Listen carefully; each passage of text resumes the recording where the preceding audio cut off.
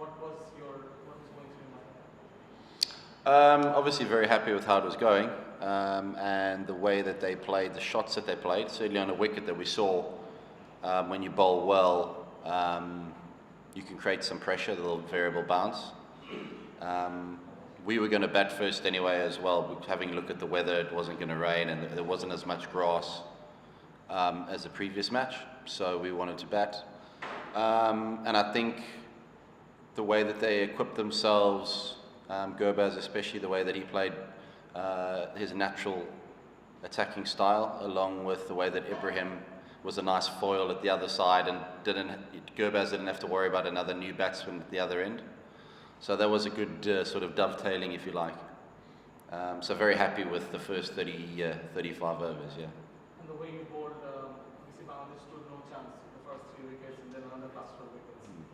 I thought the way Faisal started first over was a maiden. Certainly when a team's chasing 330, you want to start well with the ball, and he bowled a maiden first over. So sometimes you can let the momentum, the opposition get a good start. So the way that he bowled, and obviously Wajib, the way that he bowled as well was fantastic. So I think we bowled and we learnt about the wicket as well, how to bowl in it. So hopefully we can apply that in the third game.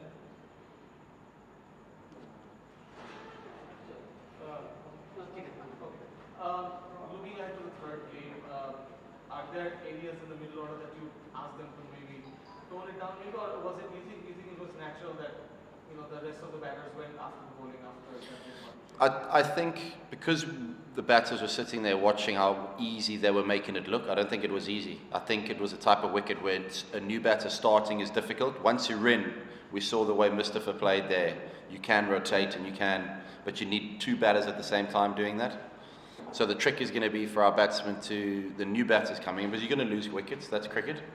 But the most important thing is that the new batter gets going better. And I think we sort of maybe looked too far ahead instead of worrying about getting another partnership building. Gurbaz told that he won with balanced position. Can you just elaborate what kind of work he did actually? Say that again, sorry? Balanced position. Yeah. He worked on his balanced position, so what kind of work he did, can you tell us? I think just with Gurbaz is him just being as still as possible at release. Sometimes he's moving, and I think sometimes a player as talented as Gurbaz, sometimes they can get wrapped up in technique instead of actually just watching the ball and making the game as simple as possible. There's sometimes as humans, we complicate things, and we certainly complicate cricket sometimes. And a player like Gurbaz, who has a hand-eye coordination like he has, sometimes it's just about simplifying the game and just being as simple in the mind, technically as well. That's the most important thing. So he's worked hard. Hopefully he can back it up in the third ODI again.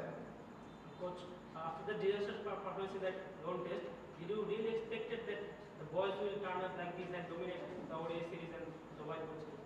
Did you really expect it like this? No, I arrived in Bangladesh, obviously having the test match, disappointed the way that it went. But I think we learned again as a side, and we watched and realized, not that we realized, but we realized just how much progress Bangladesh have made in all areas of the game, so that we needed to be at the top of our game to come here and compete, which I think we have been.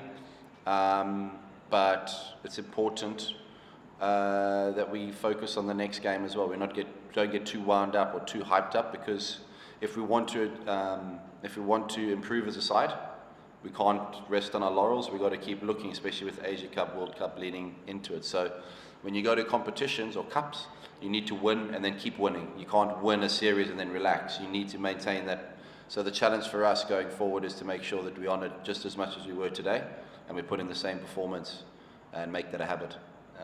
But Bangladesh are a good side. I think they haven't lost here for how many years?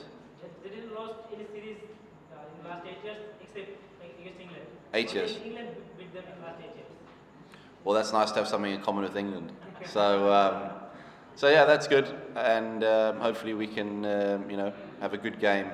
Third game, hopefully get 3-0. Coach, about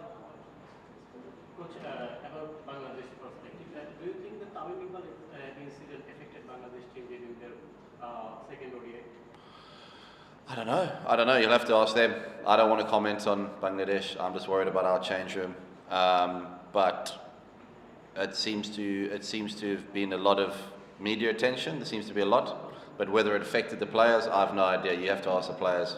The Bangladesh side are very experienced. So I'm not sure whether it would have or wouldn't have.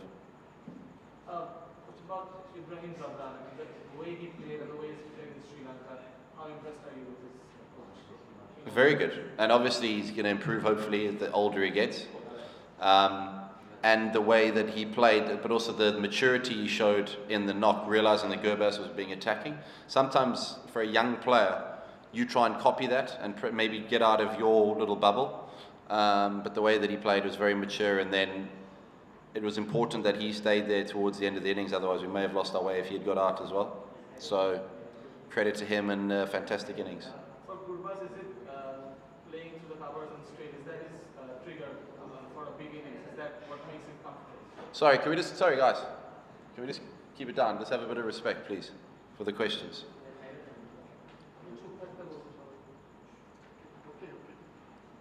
Sorry? About Gurbaz, is his trigger down the ground, playing down the ground? Is that his trigger for a bigger knock, or does that make him confident? Well, I think he scored everywhere around the ground, so I think that he scored everywhere. I think with Gurbaz, it's a case of him playing his, taking his time sometimes. I think he rushes it and thinks every game's a T20. So the longer Gurbaz bats for us, the more chance we have of winning, and that's all I say to him. Good? Thank you very much. Cheers guys.